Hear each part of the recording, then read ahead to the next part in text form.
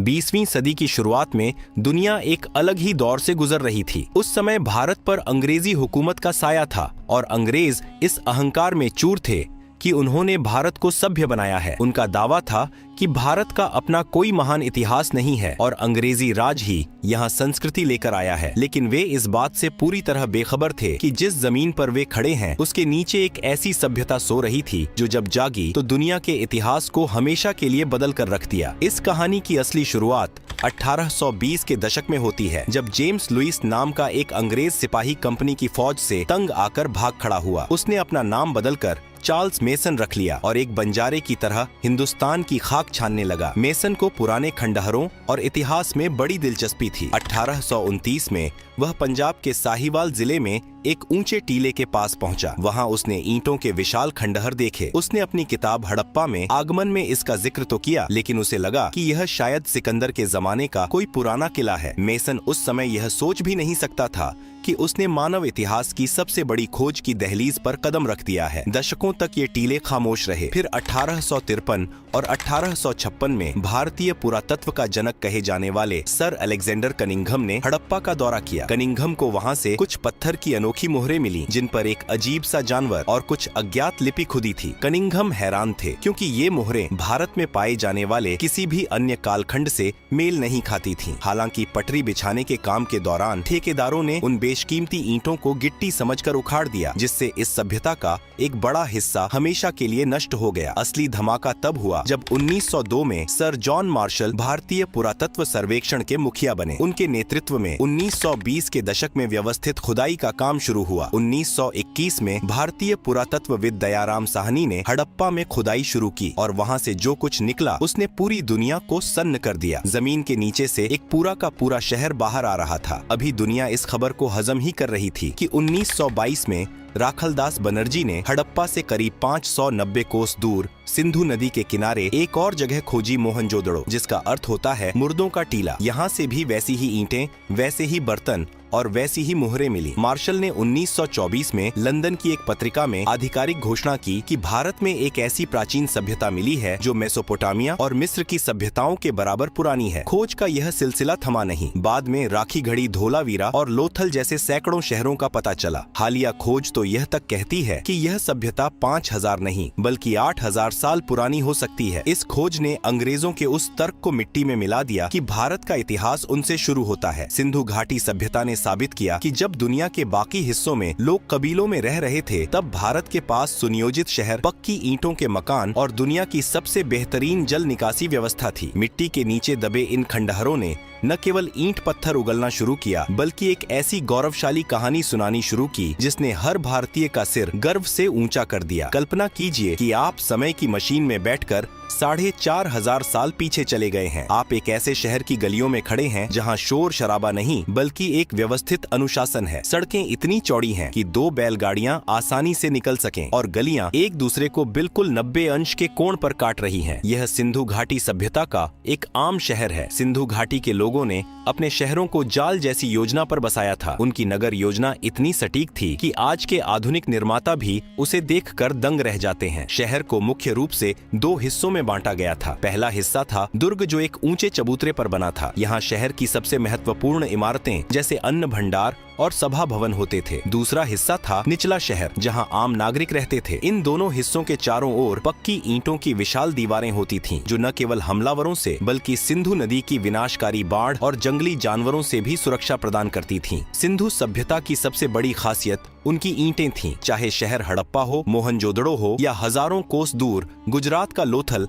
हर जगह ईंटों का आकार और अनुपात 4:2:1 जैसा था। यह उस समय की एक अद्भुत समानता की मिसाल है। लोग धूप में सुखाकर नहीं बल्कि भट्टियों में पकाकर ईंटें बनाते थे, जिससे उनके घर हजारों साल बाद भी मजबूती से खड़े रहे। मोहनजोदड़ो में खुदाई के दौरान एक विशाल स्नान कुंड मिला जिसे महान स्नान घर कहा जाता है। यह करीब 900 वर्ग फीट में फैला था। इसकी गहराई 8 फीट थी और इसमें उतरने के लिए उत्तर और दक्षिण दिशा से सीढ़ियां बनी थीं। इसे जलरोधी बनाने के लिए ईंटों के ऊपर प्राकृतिक राल की परत चढ़ाई गई थी। पास ही एक कुआं था जिससे ताज़ा पानी भरा जाता था और गंदे पानी के निकास के लिए बड़ी नालियां थीं। विशेषज्ञ मानते हैं कि इसका उपयोग धार्मिक अनुष्ठानों या विशेष उत्सवों के लिए किया जाता होगा। इस सभ्यता के पास दुनिया की सबसे उन्नत जल निकासी व्यवस्था थी। हर घर के अंदर अपना स्नान घर और शौचालय होता था, जिसकी नालियां ढकी हुई गलियों की नालियों से जुड़ी थीं। ये नालियां आगे जाकर शहर के मुख्य गंदे नाले में मिलती थीं। जगह जगह सफाई के लिए गड्ढे बनाए गए थे। सड़क के किनारों पर कूड़ा फेंकने के लिए मिट्टी के पात्र रखे जाते थे और शहरों के प्रवेश द्वार पर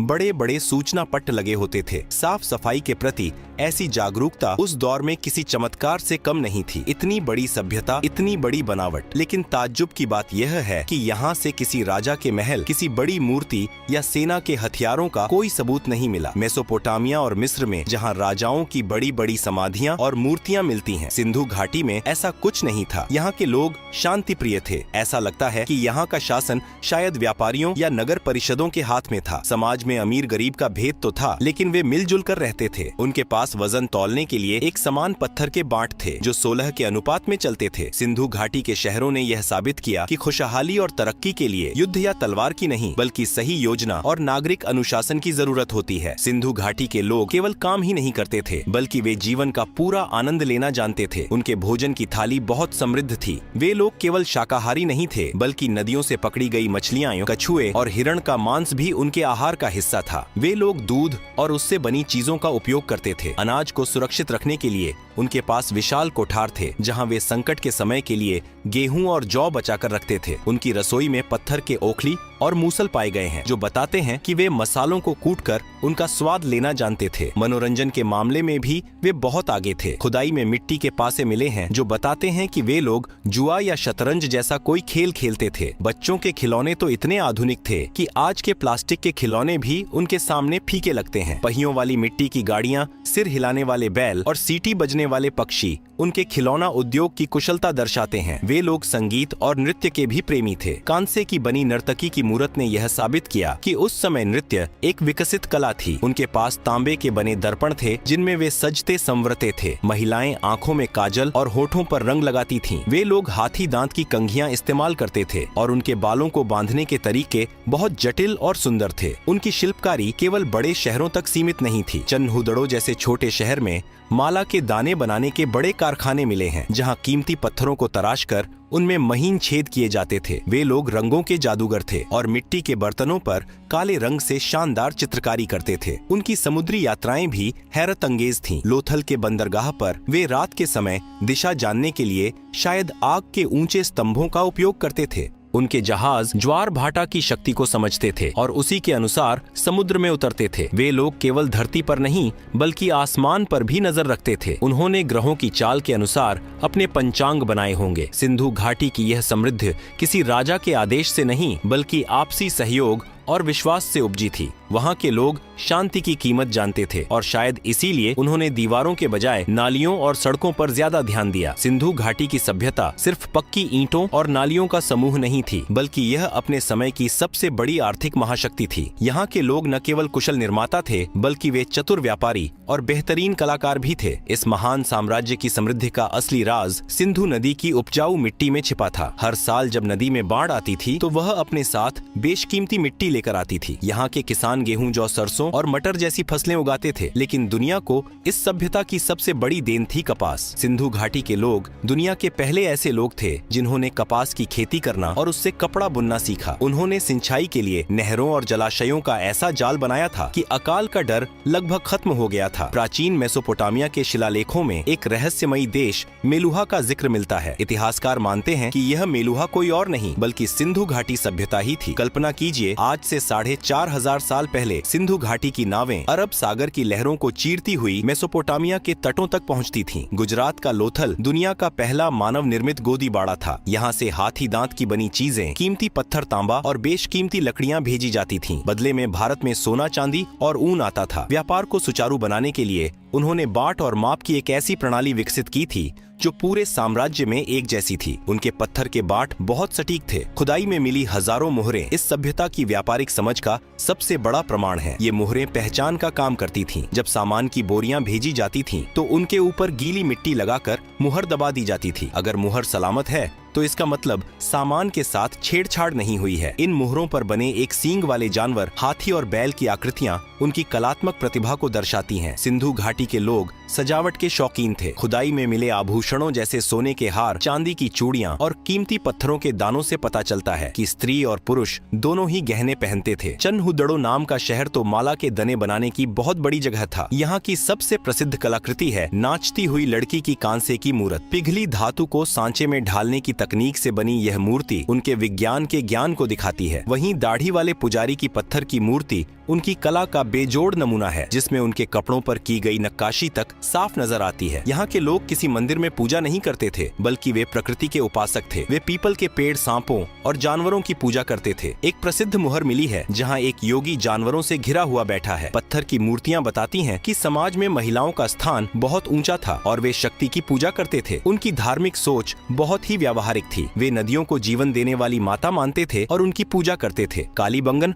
और लोथल जैसे स्थानों पर मिली हवन कुंडों की कतारें बताती हैं कि वे लोग अग्नि की पवित्रता में भी विश्वास रखते थे। उनके पास तावीज और गंडे भी मिले हैं, जो इशारा करते हैं कि वे बुरी शक्तियों से बचने के लिए कुछ टोने टोटके भी जानते थे। उनकी जीवन शैली इतनी संतुलित थी कि हर व्यक्ति के पास रहने के लिए सम्मानजनक स्थान था। श्रमिक आवासों की कतारें बताती हैं कि मजदूरों के कल्याण का भी ध्यान रखा जाता था। उनकी नगर व्यवस्था में कहीं भी कचरा बिखरा हुआ नहीं मिला, जो यह साबित करता है कि वे लोग स्वच्छता को ईश्वर के करीब मानते थे। यह सभ्यता केवल ईंटों का ढेर नहीं थी, बल्कि एक ऐसी सोच थी जो समय से बहुत आगे थी। आज के महानगरों को भी सिंधु घाटी के उन प्राचीन शहरों से बहुत कुछ सीखने की जरूरत है, जहां प्रकृति और प्रगति दोनों एक साथ चलते थे। सिंधु घाटी की संस्कृति ने यह सिखाया कि कैसे व्यापार और कला के दम पर एक शांतिपूर्ण और समृद्ध समाज खड़ा किया जा सकता है। लेकिन फिर कुछ ऐसा हुआ जिसने इस हंसती खेलती सभ्यता को खामोश कर दिया। इतिहास के पन्नों में सिंधु घाटी सभ्यता एक ऐसी अनसुलझी पहेली की तरह है जिसका अंतिम पाठ आज भी अधूरा है। हमने उनके शानदार शहरों को देखा, उनके व्यापारिक कौशल को समझा, लेकिन एक चीज ऐसी है जो पिछले 100 सालों से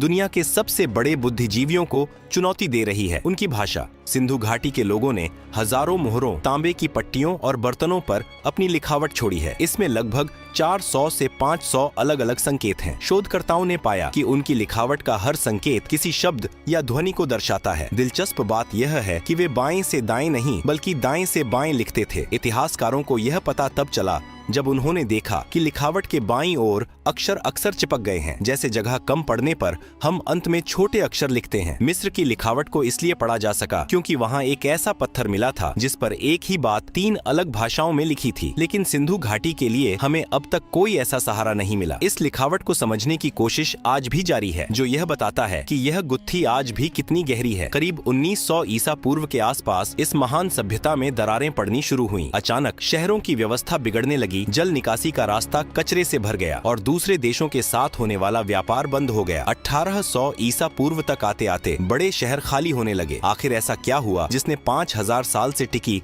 इस सभ्यता को खत्म कर दिया? इसके पीछे कई बातें कही जाती हैं। पहली यह कि सिंधु नदी ने अपना रास्ता बदल लिया, या फिर वह महान सरस्वती नदी सूख गई जिसके किनारे सबसे ज्यादा बस्तियां बसी थीं। पानी खत्म हुआ तो खेती चौपट हो गई और लोग पलायन करने पर मजबूर हो गए। दूसरी बात यह है कि मोहनजोदड़ो कम से कम 9 बार बाढ़ में डूबा और फिर से बसाया गया। शायद बार बार आने वाली बाढ़ और भीषण भूकंपों ने उनकी हिम्मत तोड़ दी। तीसरी बात यह है कि मौसम के बदलने से बारिश कम हो गई। ईंटें पकाने के लिए जंगलों की अंधाधुंध कटाई ने वातावरण को और बिगाड़ दिया, जिससे अकाल पड़ गया। चौथी बात यह कि कुछ कंकालों की जांच में बीमारियों के लक्षण मिले हैं। मुमकिन है कि किसी बेकाबू बीमारी ने पूरी आबादी को खत्म कर दिया हो। एक बात यह भी कही गई कि बाहर से आए लोगों ने हमला किया होगा, लेकिन इसका कोई ठोस सबूत नहीं मिला है। भले ही सिंधु घाटी के शहर मलबे में बदल गए, लेकिन उनकी आत्मा आज भी भारतीय संस्कृति में जीवित है। वे लोग गंगा के मैदानों की ओर बढ़ गए और अपने साथ अपनी तकनीक और परंपराएं ले गए। आज भी गाँव देहात में जिस तरह की चूड़ियां पहनी जाती हैं, जिस तरह बैलगाड़ियां बनाई जाती हैं और जिस तरह योग व प्रकृति की पूजा की जड़ें मिलती हैं, वह सब हमें उसी महान सभ्यता से मिला है। सिंधु घाटी सभ्यता ने दुनिया को सिखाया कि कैसे इंसान प्रकृति के साथ तालमेल बिठाकर एक आदर्श समाज बना सकता है। उनके शहर भले ही मौन हो गए हों, लेकिन उनकी ईंटें आज भी कहती हैं कि हम दुनिया की सबसे पहली सभ्य संतानें थे। आज जब हम आधुनिक ड्रेनेज और अर्बन प्लानिंग की बात करते हैं, तो हमें याद रखना चाहिए कि हमारे पूर्वजों ने